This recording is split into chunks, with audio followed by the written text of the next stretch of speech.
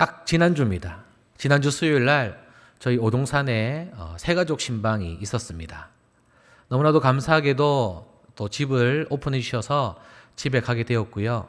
또 맛있는 카레와 또 오랜만에 압력밥솥에서 또 지어진 밥을 또 대접받아서 너무나도 기억에 남는 새가족 신방이었습니다.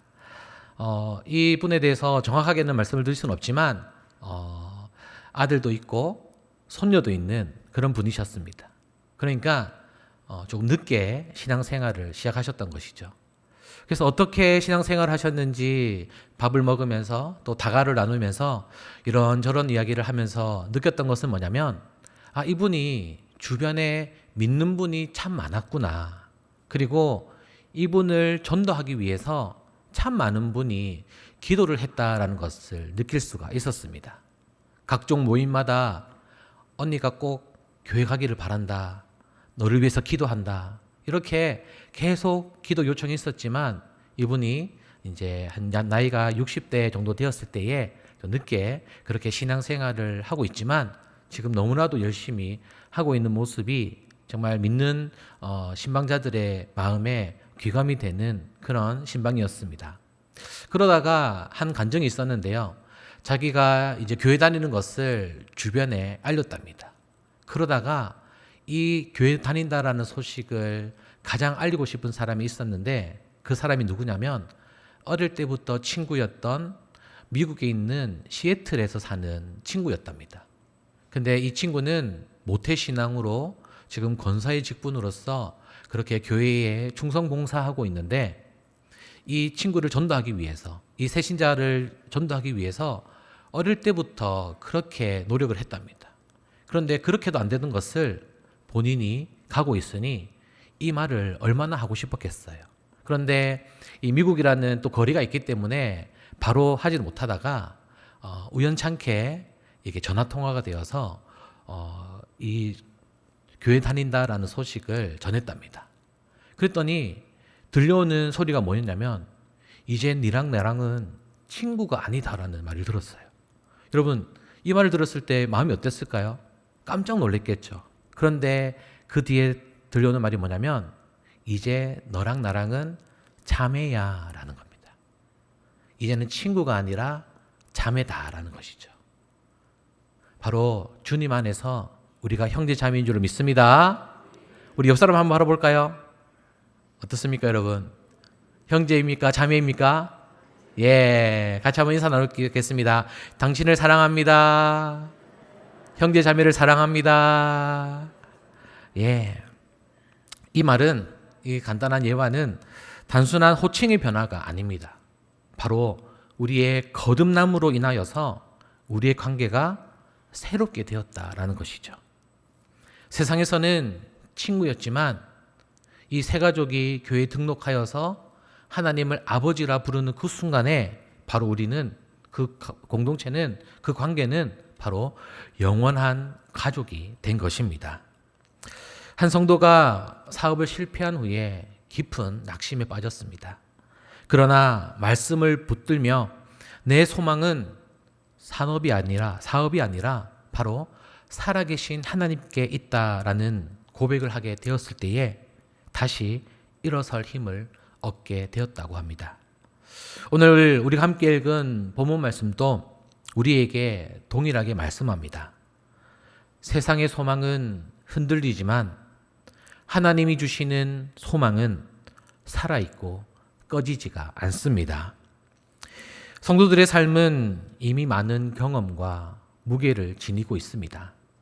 자녀 문제, 건강의 문제, 그리고 경제적인 부담, 그리고 사회적 책임 등으로 인하여서 앞으로 나의 삶이 어떻게 될까 두려움과 걱정과 불안이 앞서가는 데가 있습니다. 베드로가 이 편지를 쓸 당시에 성도들도 우리와 마찬가지로 똑같은 문제, 똑같은 걱정이 아니지만 그들의 마음속에는 고난과 자신이 원치 않았던 외부로서부터 오는 박해 속에서 미래를 불안해하였습니다. 그런 그들에게 베드로는 산 소망을 선포했습니다. 한번 따라하겠습니다. 산 소망은 거듭남에서 시작됩니다. 베드로 사도는 3절 하반절에 거듭나게 하사 산 소망이 있게 하셨다라고 말씀하며 하나님을 찬양합니다. 거듭남은 단순히 새가족 등록이나 종교적인 습관이 아니라 바로 예수 그리스도의 부활로 인하여서 새 생명을 얻는 것입니다. 요한복음 3장에 나오는 니고데모는 율법은 어느 누구보다 잘 알고 존경받는 인물이었습니다. 하지만 그는 거듭남을 알지 못했습니다. 그런 그에게 예수님은 사람이 물과 성령으로 나지 아니하면 하나님 나라로 들어갈 수 없다라고 말씀하셨습니다. 사랑하는 성도 여러분, 우리가 살아오면서 많은 경험을 하였습니다. 그래서 우리는 흔히 내가 살아온 경험이 우리의 자산이다라고 말합니다. 물론 그런 경험들이 귀한 또 자산이 되고 귀한 것이지만 성경은 분명히 말씀합니다. 우리의 참된 출발점은 바로 거듭남에 있다는 것입니다. 거듭남은 단순히 예배에 참석하여서 그 1시간, 2시간 남짓을 그냥 조용히 있는 것이 아니라 바로 예수 그리스도의 부활로 인하여서 내 안에 새로운 생명이 시작되는 사건입니다. 나이가 많다고 해서 거듭남이 필요 없다는 것이 아닙니다. 오히려 우리의 인생의 후반부에 들면서 우리는 더욱 분명히 깨닫습니다. 내 업적이나 경험이 나를 구원하지 못한다는 그 사실을 말입니다. 혹시 지금까지의 삶이 실패와 후회로 가득하다 해도 괜찮습니다. 거듭남은 과거를 끊어버리고 새로운 삶을 시작하게 하기 때문입니다. 또한 반대로 성공과 업적이 아무리 많다 하더라도 그것이 우리의 소망이 될 수는 없습니다. 우리의 소망은 오직 예수 그리스도 안에서 새롭게 태어나는 데 있습니다. 그러니 오늘도 나는 거듭난 하나님의 자녀다라는 그 확신을 붙들고 살아가기를 주님의 이름으로 간절히 축복합니다. 다시 한 번 더 따라하겠습니다. 산 소망은 예수 그리스도의 부활에 근거한다. 아멘. 우리의 소망은 바로 앞으로의 일이 잘 될 거야가 아니라 역사적인 사건인 바로 예수 그리스도의 십자가의 부활의 사건에 우리의 믿음의 뿌리를 두어야 합니다. 예수님이 죽음을 이기셨기에 우리의 소망은 살아 있습니다. 저 십자가에 달려 모든 어떠한 인간이 다 죽었지만 우리 예수님께서는 그 십자가의 형벌을 다 당하시고 나서도 부활하시고 살아계시며 다시 오실 줄로 믿습니다. 어떤 성도가 이렇게 질문했습니다. 노아의 방주에는 왜 문이 하나뿐일까요? 문이 여러 개가 있으면 동물들이 빨리 탈 수도 있고 빨리 내릴 수도 있는데 왜 노아의 방주의 문이 하나입니까? 라는 질문이었습니다. 그 이유는 오직 한 길, 바로 예수 그리스도를 나타내기 위함입니다. 구원의 문은 여러 개가 될 수가 없습니다. 바로 예수 그리스도 오직 한 분뿐이십니다. 우리의 산 소망은 다른 길이 아니라 부활하신 예수님께만 있는 줄로 믿으시기를 소망합니다. 사랑하는 성도 여러분, 우리가 이 인생을 살아가면서 가장 두려운 현실은 무엇입니까? 바로 죽음입니다. 나이가 들수록 몸은 약해지고 주변에 사랑하는 사람들을 떠나보내는 경험도 많아집니다. 그래서 작년의 삶은 죽음을 더 가까이 느끼는 시기가 아닌가 그렇게 생각이 됩니다. 그러나 성경은 말씀합니다. 우리의 소망은 역사 속에서 실제로 일어난 사건인 바로 예수님의 십자가의 부활에 우리의 믿음의 뿌리를 두고 있어야 하는 것입니다. 예수님이 죽음을 이기셨기에 우리의 소망은 바로 살아있다라고 당당하게 말할 수가 있는 것입니다. 그렇기에 우리의 죽음은 끝이 아닙니다. 예수님이 부활하셨기에 우리의 죽음은 새로운 시작입니다. 성도 여러분, 인생의 황혼기에 들어가면서 죽음을 두려워할 필요가 없습니다. 오히려 부활의 소망이 우리의 눈앞에 있기 때문에 우리는 그 소망을 더 선명하게 보고 바라며 그 때를 기다리는 믿음을 소유하시기를 바랍니다. 예수님이 무덤을 깨트리시고 살아나셨기에 우리도 그분 안에서 영원히 살게 될 것입니다. 지금 몸이 약해지고 미래가 불안하게 느껴지십니까? 그렇다면 예수님의 부활을 붙드십시오.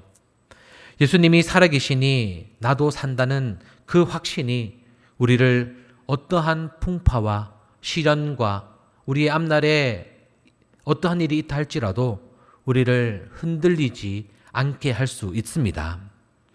부활의 성도는 성도의 삶을 대담하게 만듭니다. 죽음을 준비하는 것이 두려움이 아니라 바로 영원한 생명을 기대하는 기쁨이 됩니다. 다시 한 번 더 따라하겠습니다.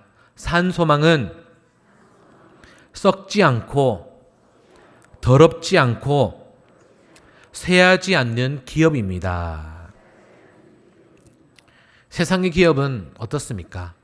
금방 썩어지고 더럽고 쇠해집니다. 재산은 줄어들고 건강은 쇠하며 명예는 사라지고 맙니다.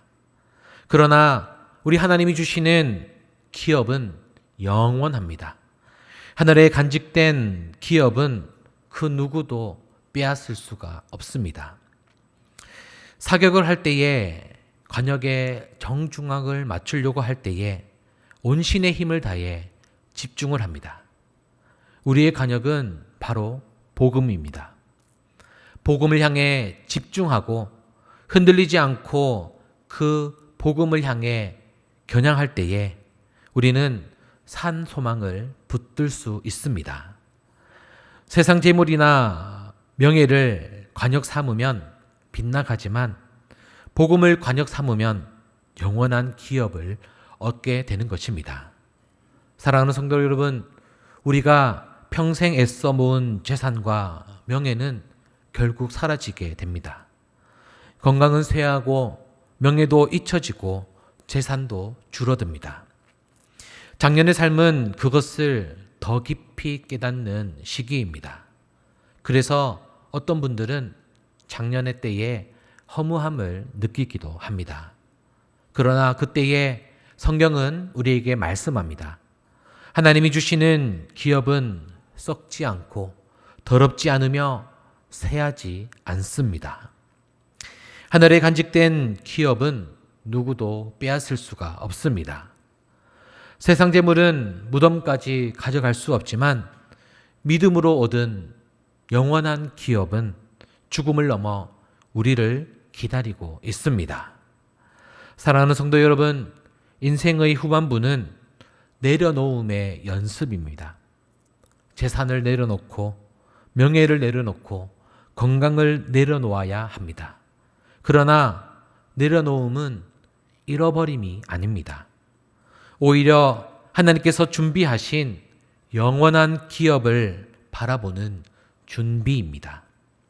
혹시 지금 가진 것이 줄어들고 몸이 약해지고 사회적 위치가 낮아지는 것을 느끼십니까? 그것은 패배가 아닙니다. 오히려 하나님께서 우리에게 영원한 기업을 주시기 위해 준비시키시는 과정입니다.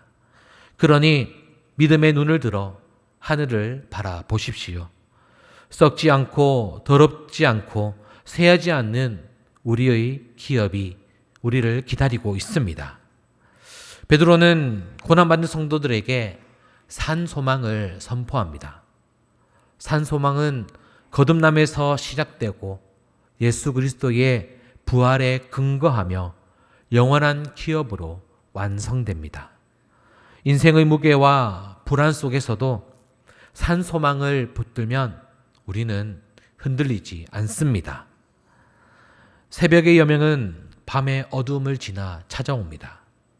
바로 고난을 지나야지만 산 소망이 더욱 빛이 난다라는 것이죠.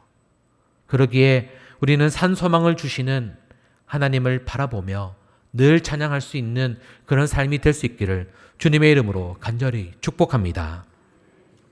그 소망으로 오늘 하루를 살아가며 영원한 기업을 바라보며 믿음으로 승리하며 또 그 말씀대로 살아내는 저와 여러분이 될 수 있기를 주님의 이름으로 간절히 축복합니다.